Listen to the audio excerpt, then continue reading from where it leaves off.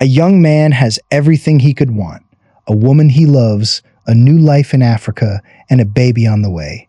Then, almost overnight, his entire body stops working. He can no longer move, breathe on his own, or even speak. Doctors believe he has only months to live, but his wife refuses to accept that their life together is already over. Years earlier, Robin Cavendish is a confident young Englishman enjoying a cricket match in the countryside when he notices Diana across the field. Robin is immediately captivated by her, even though his friends warn him that she has rejected plenty of men before him. Robin doesn't seem discouraged, and before long, he and Diana begin spending time together. He takes her driving through the countryside, even pretending to get lost so they can spend more time alone together. Their relationship develops quickly, and the two fall deeply in love. Diana's twin brothers, Bloggs and David, are much less enthusiastic about the relationship. They remind her that Robin doesn't have much money and point out that she has rejected wealthier men in the past. They are even more concerned when they learn she plans to leave England and move to Africa with him. But Diana has already made her decision. She knows Robin is the man she wants to be with. The couple soon begins a new life in Kenya, where Robin works as a tea broker. Diana refuses to stay behind while he works and instead joins him whenever possible. Together they travel through the country, exploring the landscape and enjoying a life filled with adventure. Robin's friends joke that they can't understand how he managed to marry someone like Diana, but their relationship is clearly strong. Whether they're traveling across the savannah, sitting beside a campfire, or simply spending time together, the two seem completely content. Then Diana gives Robin even better news. She is pregnant. Robin is overwhelmed with happiness. Their life seems to be moving exactly as they hoped. They are young, in love, surrounded by friends, and preparing to become parents. But in 1959, everything suddenly changes. During a gathering in Nairobi, Robin plays tennis with his friend Colin, while the heavily pregnant Diana relaxes nearby. Robin is energetic as usual, but while joking around afterward, his legs unexpectedly give way beneath him. He falls to the ground. At first, Robin doesn't take it seriously. He laughs and assumes he has simply exhausted himself playing tennis.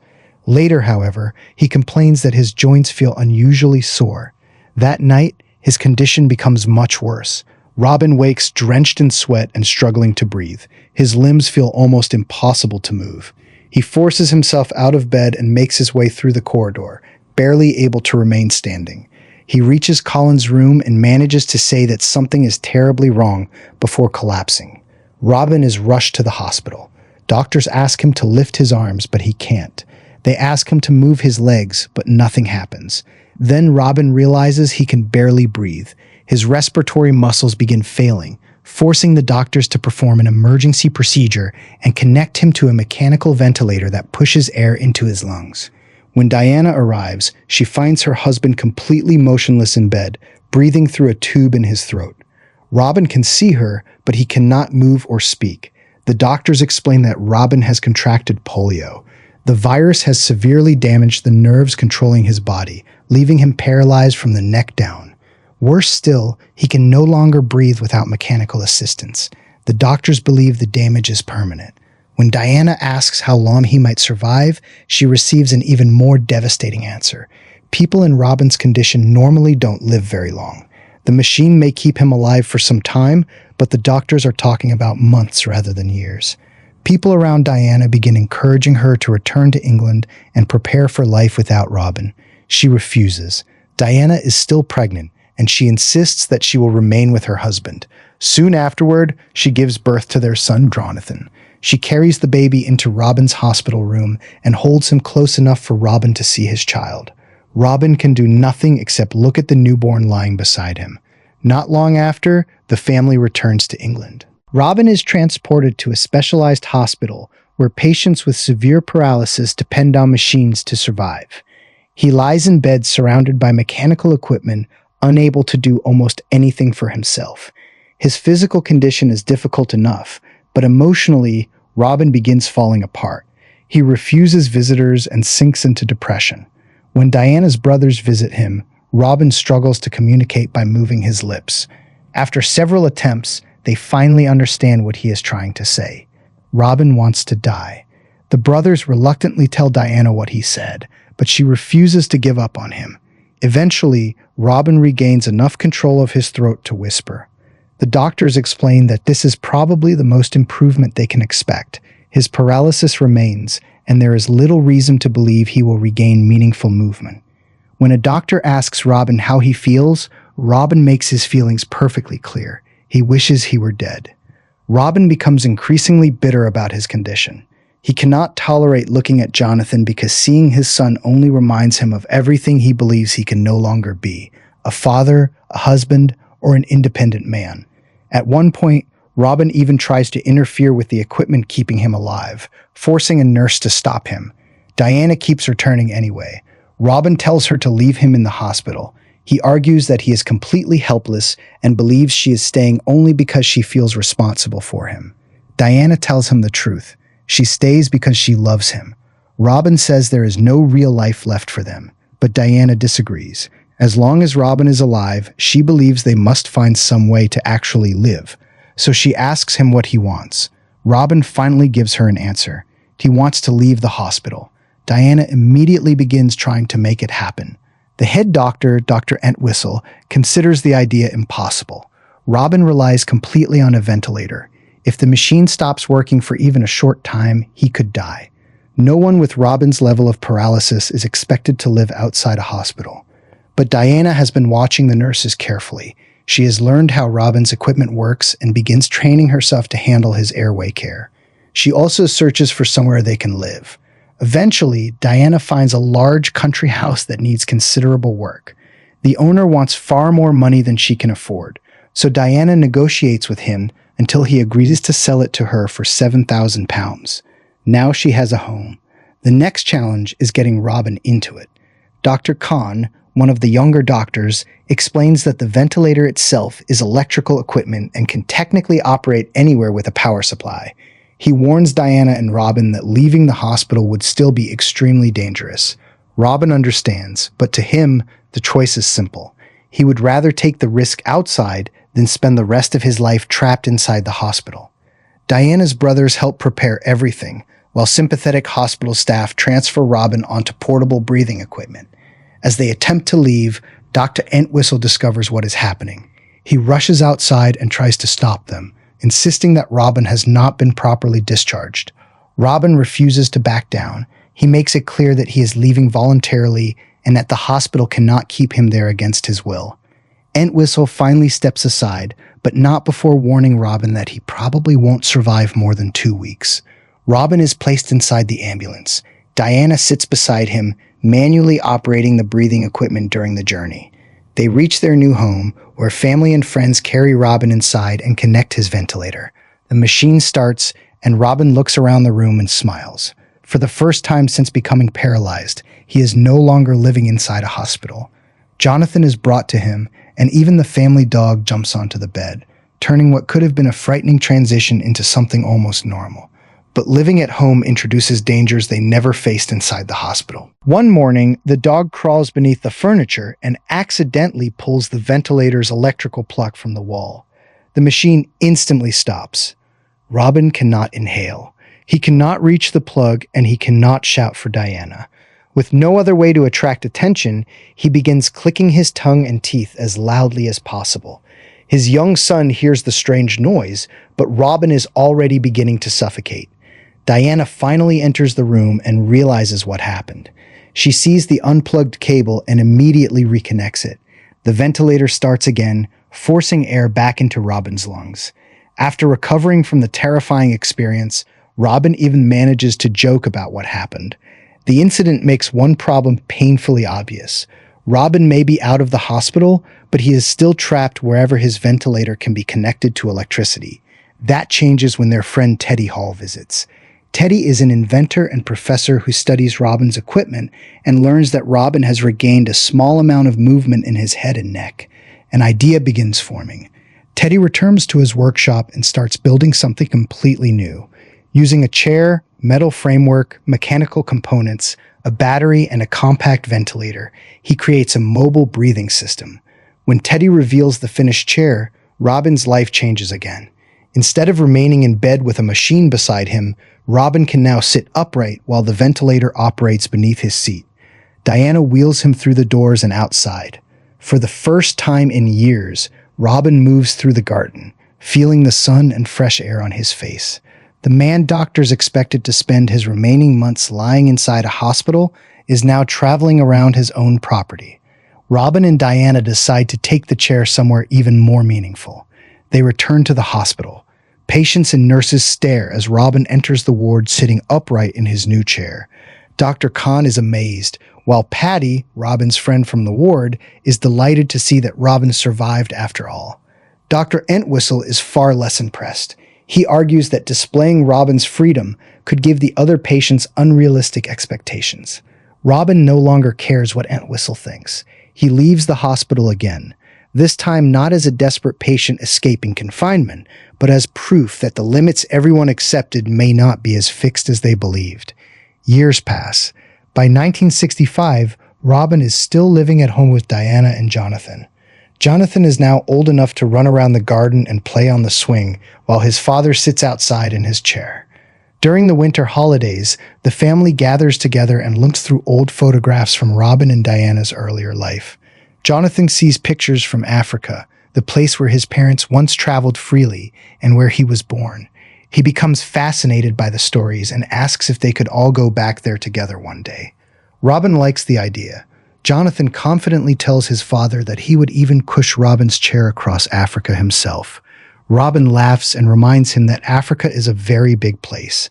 Jonathan doesn't care. He insists he would push him anyway, while Diana listens nearby as father and son continue laughing together. With Robin finally able to leave his bed in the specially designed wheelchair, the Cavendish family begins thinking about an even bigger problem. The chair has given Robin freedom around the house and garden, but traveling long distances is still difficult. Jonathan is growing older and proudly tells his father that he is strong enough to push him anywhere, but Robin knows they need a more practical solution. Robin soon has a van modified with a hydraulic platform capable of lifting his wheelchair inside. The first design places him in the dark cargo area at the back, which makes Robin joke that he feels more like luggage than a passenger. He asks the mechanic to remove the front passenger seat instead, so his wheelchair can sit beside Diana while she drives. The change works perfectly. Before long, Robin, Diana, and Jonathan are traveling through the English countryside together, with Robin sitting at the front like any other passenger. The years continue to pass, and Robin refuses to let his condition turn his home into a place of sadness. By 1970, the family is hosting a large costume party at their country house. Friends and relatives fill the garden while Jonathan plays cricket and Robin watches proudly from his chair. Colin, however, is going through a difficult time after his wife leaves him. Robin understands how quickly life can change and encourages his friend not to see the separation as the end of everything. Instead, he raises a glass to new beginnings. Later that night, Robin tells Diana that he sometimes worries she has sacrificed too much for him. He wonders whether she has enough freedom and enjoyment in her own life, but Diana assures him that she is happy with the life they have built together. Robin then makes another unexpected suggestion. After years of pushing the limits of what everyone believed possible, he wants to travel abroad. His destination is Spain. Diana immediately thinks about all the difficulties involved. Robin depends on a ventilator every moment of the day. His wheelchair requires electrical power, and traveling with all of his equipment is anything but simple. Robin is not discouraged. They have already done things doctors once described as impossible, so he sees no reason to stop now. The family eventually sets off, taking their customized van onto a large transport plane. Robin, Diana, and Jonathan remain inside the vehicle as it is secured in the cargo hold among other vehicles and even horses. What would terrify most people feels like another adventure to Robin. For a man who once expected to spend the rest of his short life staring at a hospital ceiling, simply being able to travel to another country feels extraordinary. In 1971, they arrive in Spain and begin driving through the mountains toward a rented house near the sea. Robin is already imagining days outdoors under the Mediterranean sun when a simple attempt to charge his wheelchair suddenly goes wrong. An electrical failure sends smoke from the equipment beneath his chair, and the ventilator stops working. Diana immediately switches to the manual breathing equipment and keeps air moving into Robin's lungs while they pull the van off the road. Once everyone is safe, They examine the damaged chair and realize that the electrical system is beyond anything they can repair themselves. They are stranded on a remote Spanish road with no working ventilator and no nearby telephone.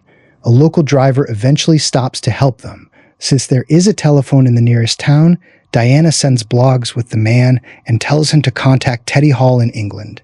Teddy designed Robin's equipment, which means he may be the only person capable of repairing it.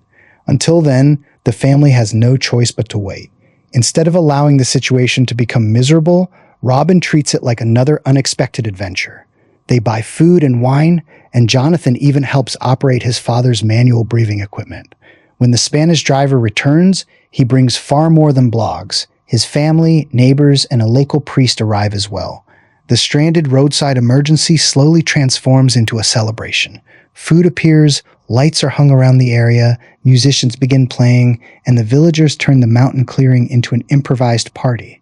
Robin sits among them laughing, surrounded by complete strangers who only hours earlier had never heard his name.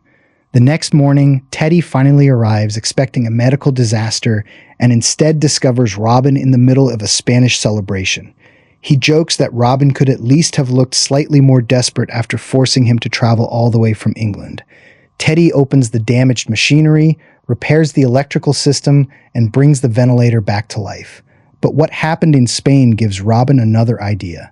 Until now, everything Teddy created had been designed primarily to give Robin more freedom. Robin begins thinking about all the other people with severe paralysis who are still living permanently inside hospitals.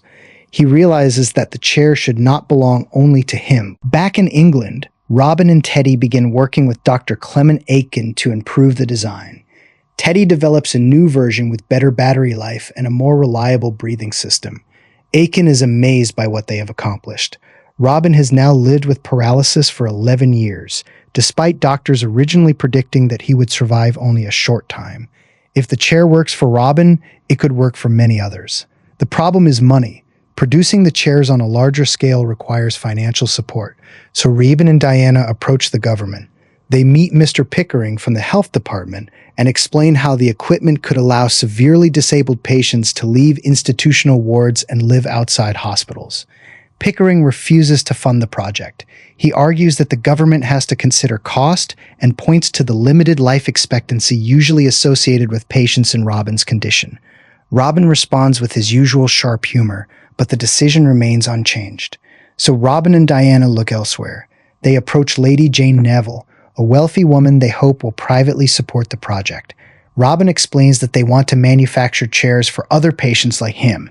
After seeing the machine that allows Robin to breathe while sitting freely outside a hospital, Lady Jane agrees to help finance the effort. The project begins to grow. Soon, Robin is no longer the only person moving through the world in one of these chairs. Patients who had spent years confined to hospital beds are brought outside in the new mobile ventilator chairs. Some are frightened by the experience, while others can barely contain their excitement. For the first time, they are able to sit outdoors and move through spaces they had only watched from their beds. Robin realizes that changing a few lives in Britain is not enough. Medical institutions around the world still assume that people with severe paralysis belong permanently inside hospitals. An upcoming medical conference in Germany gives him the opportunity to challenge that belief directly. In 1973, Robin travels there with Diana, Teddy, Aiken, Colin, and the others.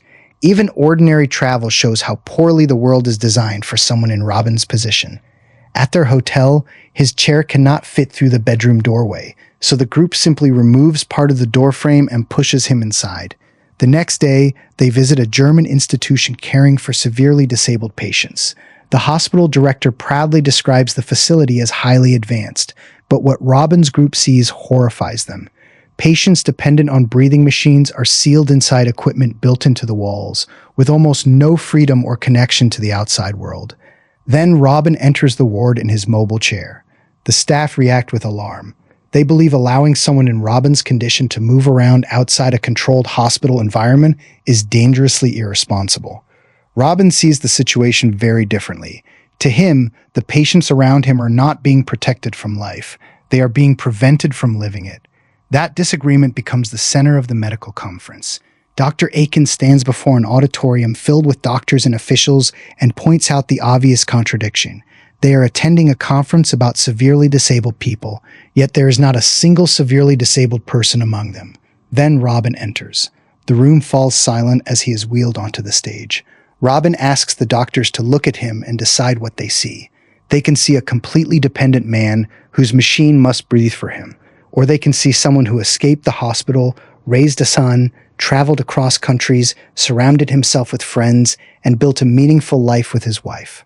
Robin admits that when he first became paralyzed, he wanted his life to end. Diana refused to accept that decision and pushed him to keep living long enough to watch Jonathan grow up. Since then, Robin has spent every day knowing how physically vulnerable he is, but he believes there is a difference between simply remaining alive and actually living. He tells the doctors that patients like him deserve the same opportunity. Instead of hiding them inside hospitals, medical institutions should give them the possibility of returning to their families and communities. The audience rises in applause, and Diana watches from the side as the man once expected to survive only a few months challenges an entire medical system. Years later, however, Robin's body finally begins showing the consequences of decades of mechanical ventilation. In 1981, Diana hears him suffering from a serious internal hemorrhage during the night. Jonathan, now a young man, helps his mother care for him until the crisis passes. Dr. Aitken later explains that years of artificial ventilation have severely damaged Robin's lungs. The bleeding is likely to return, and each episode could become more dangerous. Robin understands what this means. One afternoon, Diana and Jonathan take him to the top of a hill overlooking the countryside. There, Robin remembers a story he heard many years earlier in Africa about men who accepted when their time had come. He tells Diana that he believes his own time has arrived. Diana is devastated. When Robin suggests that his death would finally give her freedom, she becomes furious. She tells him never to pretend that he is making this decision for her benefit. Her life has been tied to his because she chose it that way. Loving and caring for him was not simply a burden she had been waiting to escape. Robin understands. Diana may accept his decision, but she refuses to allow him to rewrite their life together as a sacrifice she secretly wanted to end. Robin begins preparing to say goodbye. His friends are heartbroken, and Colin initially wants Diana to convince him to change his mind. Diana refuses. She believes they cannot demand that Robin continue suffering simply because they are afraid of losing him. Instead, they decide to give him the chance to see everyone he loves one final time. The result is exactly the kind of farewell Robin would want. Friends and family gather at the Cavendish home for a large garden celebration. Robin is brought outside on his bed, surrounded by decorations, food, music, and the people who have shared his remarkable life. Paddy comes to see his old friend, and the two joke about their hospital days. Teddy brings a treasured bottle of wine, and Diana's brothers perform a cheerful farewell song for everyone. The guests laugh and sing with Robin, but the happiness cannot completely hide their grief. Away from the celebration, Bloggs and David finally break down in tears as they realize they are about to lose him. That evening, Colin sits beside Robin and tells him how much their friendship has meant. He explains that Robin somehow made the people around him stronger, despite being the one who depended physically on everyone else. When the house becomes quiet, Diana remains with her husband. After all the adventures, arguments, risks, inventions, journeys, and impossible decisions they have shared, Robin tells her how deeply he has always loved her. Diana thanks him for choosing life all those years earlier. Because he did, they were given decades together instead of the few months everyone predicted. The following day, Robin says goodbye to Jonathan and tells his son how much happiness he brought into his life. Jonathan has grown from the baby Robin once couldn't bear to look at into the man standing beside him. Diana then says goodbye to the husband she refused to abandon. Robin dies peacefully with his family beside him. The story closes by returning to memories of the life Robin and Diana built together, from the African landscapes where their journey began to the years of family gatherings and adventures that followed. Real footage of Robin Cavendish reveals that the extraordinary life shown in the story was inspired by a real family. By the time Robin died, he had survived far longer than doctors originally believed possible. More importantly, the breathing equipment developed by Robin and Teddy Hall helped transform life for thousands of severely disabled people who had previously been expected to remain permanently confined to hospitals. Diana never remarried and later became a grandmother. while Jonathan grew up to produce the film as a tribute to his parents. Robin's greatest achievement was not simply surviving polio. It was proving that even when almost every physical freedom had been taken away from him, there was still an enormous difference between being kept alive and choosing to live.